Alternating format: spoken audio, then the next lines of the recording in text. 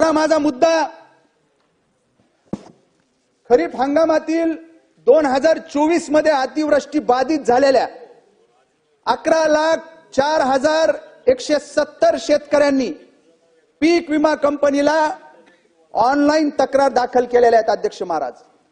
त्यापैकी 9,04,184 शेतकऱ्यांच्या तक्रारी पीक विमा कंपनीने मान्य केलेल्या आहेत। परंतु आजपर्यंत शेतकऱ्यांना पीक विमा नुकसान भरपाई मिळाली नाही। विमा कंपनी प्रतिनिधीशी याबाबत विचारणा केली असता राज्य सरकारचा जो काही हिस्सा आहे ती कंपनीला तो कंपनीला मिळाला नसल्यामुळे सदर सर्व पात्र शेतकऱ्यांना पीक विमा वाटप होऊ शकत नाही।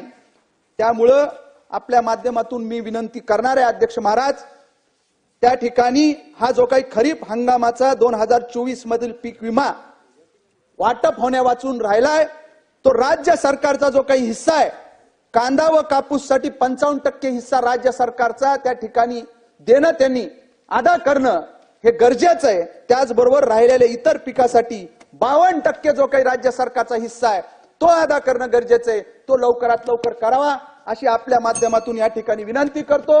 आणि आपण मला